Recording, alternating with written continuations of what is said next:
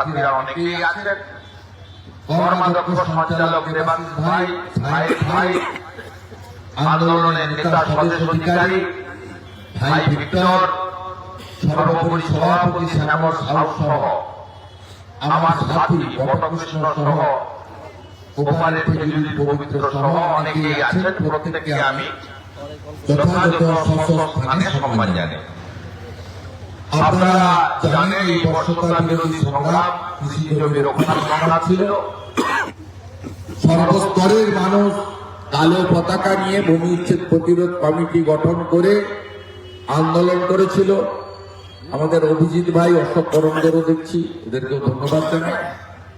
তা আমাদের এই আন্দোলনের ইতিহাস আপনারা জানেন। আমরা প্রত্যেক বছর ভরত মন্ডল, বিশ্বজিৎ মাইতি, শেখ সেলিমকে স্মরণ করি। 14ই মার্চ আবার আসবে, সেদিনকে রতন দাস, গোবিন্দ দাস, জয়দেব দাসদেরকে আমরা স্মরণ করব। সুপ্রিয়া জেলা বাসন্তীকরকে স্মরণ করব, ইন্দ্রাজুল ইমানুলকে স্মরণ করব, উত্তম পাল, সুব্রত সামন্তদের স্মরণ করব,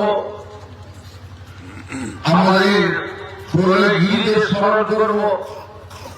এইভাবে আমাদের 10ই নভেম্বর আবার শ্যামলী মান্না, রেজাউল করিম, আদিত্য বেরা, রবীন দাস, সত্যের গোল, হরি প্রামাণিক, লক্ষ্মীকান্ত গিরি, আমরা এদেরকে স্মরণ করব।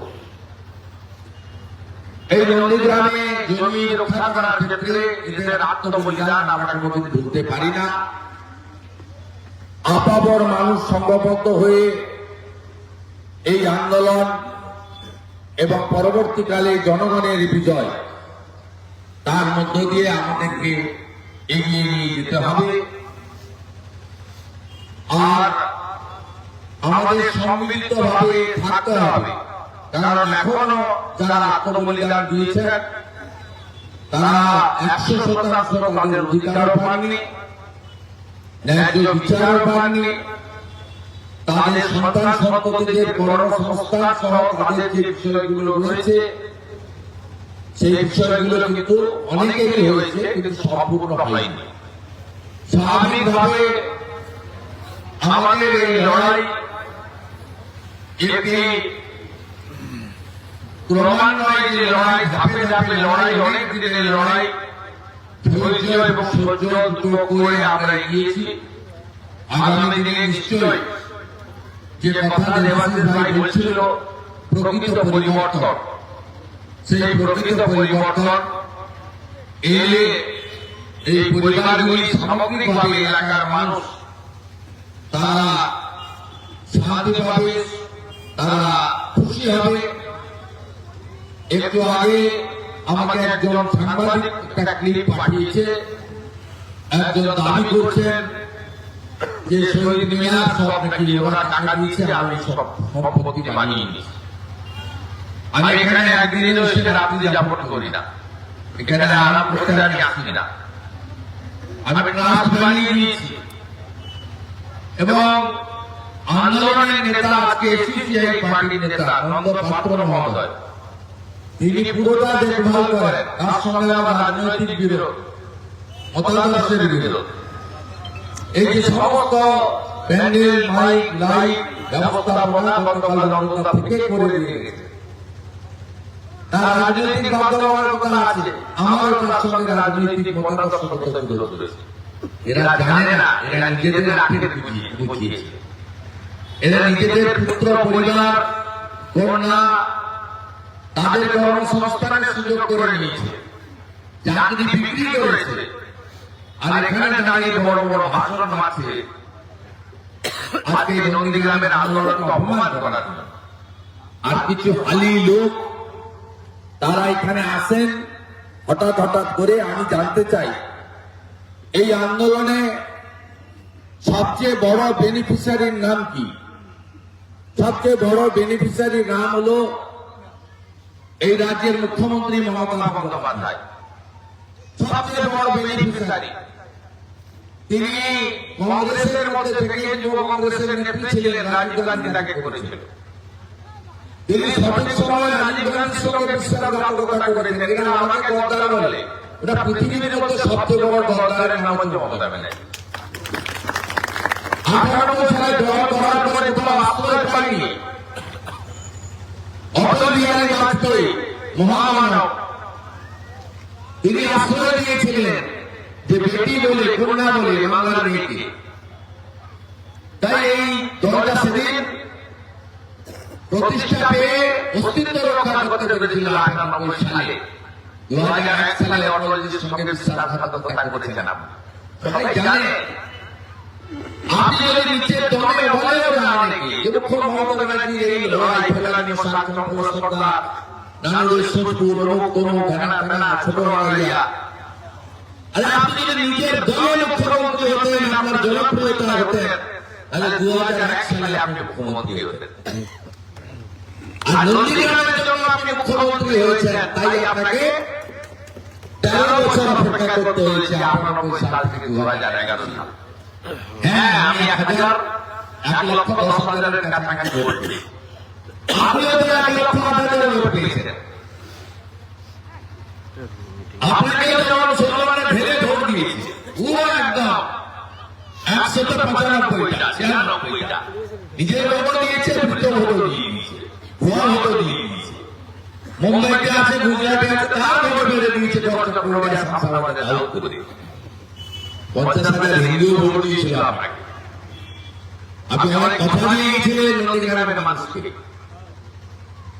নির্বাচনে হার জিত হয়, যেমন প্রধানমন্ত্রী নরেন্দ্র মোদীজি তিনি 5ই জানুয়ারি 2021 হলদিয়ার হেলিপ্যাড ময়দানে সভা করতে এসেছিলেন বিধানসভার পরিবর্তন। সেদিন বলেছিলেন যে গোটা ভারতবর্ষে পিএম কিষাণ সম্মান নিধিতে বছর 6,000 টাকা করে কৃষকরা পাচ্ছে।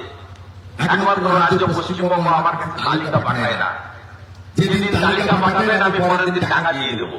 17 সাল থেকে তিনি বলছেন পশ্চিমবঙ্গ নাম পাঠাচ্ছে না। পশ্চিমবঙ্গের কৃষকদের ক্ষতি হয়েছে। ভারতীয় জনতা পার্টি ভোটের পরে 77-এ আটকে গেল। তৃণমূল কংগ্রেস সরকার তৈরি হল। জুন মাসে তৃণমূল কংগ্রেসের সরকার প্রথম 32 লাখ কৃষকের নাম পাঠালো। তারপরে আবার 18 লাখ কৃষকের নাম পাঠালো। 50 লক্ষ লোক কৃষক বছরে 6,000 টাকা করে পিএম কিষাণ সম্মান নিধিতে পাচ্ছে। সেদিন কিন্তু নরেন্দ্র মোদী বলেননি যে আমি তো 148 পাইনি, 77 পেয়েছি, আমি স্কিম দেব না। আমি বলে এসেছি তো কি হয়েছে।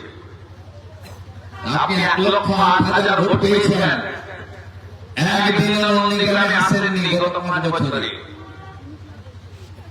নন্দীগ্রামের মানুষের খোঁজ নেননি যে 41 জন শহীদ হয়ে রাধারানী নারী তারা তাদের সম্মান ইজ্জত সব দিয়ে কল্পনা করেন হরিবতী হালদাররা পেটে গুলি নিয়ে এখনো বেরোচ্ছেন। আপনি তাদের খবর রাখেননি।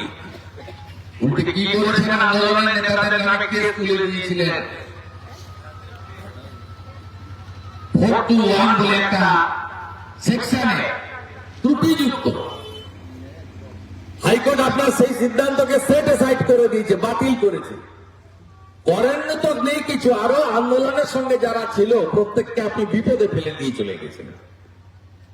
আপনার ত্রুটিযুক্ত মামলা প্রত্যাহার করা উচিত ছিল। দায়িত্বটা আপনার। সবচেয়ে বড় বেনিফিশিয়ারির নাম আপনি মমতা বন্দ্যোপাধ্যায়।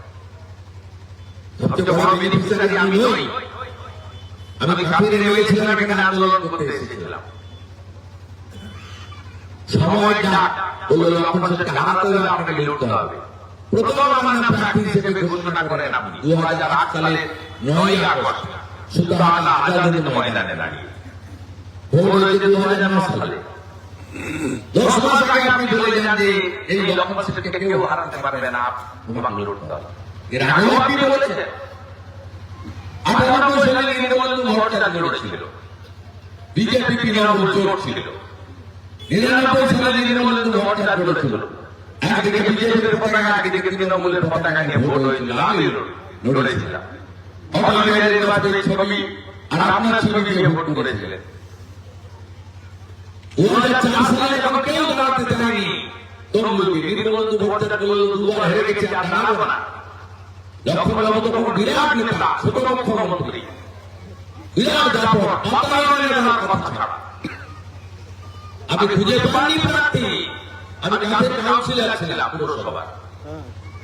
আমাকে আপনি ডেকে নন্দকুমারে বললেন গাড়ির কাঠ নামিয়ে ইন্দ্রবল্লী দুলাল দাঁড়াতে চাইছে না, তোমাকে দাঁড়াতে হবে। আমি ডিসিপ্লিন সোলজার, শৃঙ্খলা মানি, দল করে নেতা মানি, দলের যা নির্দেশ পালন করি। আমি লড়েছি, সেদিন আমাকে চিনত না, আমার একটাই পরিচয় ছিল, পরিচয় আজও আছে, তার জন্য গর্বিত। এর বাইরে আমার কোনো পরিচয় সেদিন ছিল না, যুবক ছেলে চিনি না জানি না। নন্দীগ্রামে দিবিশঙ্কর মন্ডার আশীর্বাদ নিয়ে নড়িয়ে দিয়েছিলাম, মাত্র 5,000 গ্যাপ ছিল আমার সঙ্গে লক্ষ্য নন্দীগ্রামে, মাত্র 5,000। আমার অভিভাবক দিবিশঙ্কর মন্ডা আমাকে আশীর্বাদ নিয়ে লড়েছিলাম, মাটি ফেলে পালাইনি। ঠিক আছে, কিভাবে আমি চাইতে যাইনি আপনার কাছে। আমি বাধ্য হয়ে আমাকে বলেছিলেন 2008 সালে 9 আগস্ট, ভোটের 10 মাস আগে, আপনাকে জানাতে হবে ওই মিটিংয়ে আমি ছিলাম না, আমার অনুপস্থিতিতে আমি ঘোষণা করেছি। লড়েছি 1 লাখ টাকা খরচ হবে। সবচেয়ে বড় বেনিফিশিয়ারির নাম হল মমতা বন্দ্যোপাধ্যায়, আর সবচেয়ে বড় গদ্দারের নাম হল মমতা বন্দ্যোপাধ্যায়।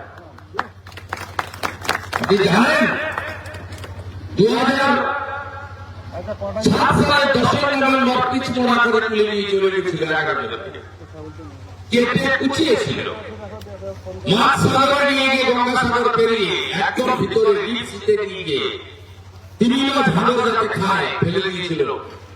ওই টুকরো টুকরো দেব আদিত্য বেড়া সহ 11 জনের দেব।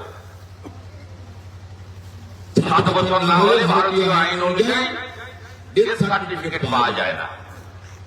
7 বছর পরে আপনি ডেথ সার্টিফিকেট পাবেননি। এরা জানে শিবপুরের জনের লোকেরা শিবপুরের 5 টাকা খরচ করে ডেথ সার্টিফিকেট আনিয়ে দিয়েছে। আপনি পাপ করেছেন, আন্দোলনের লোকেরা আজকেও কেসে ঝুলছে।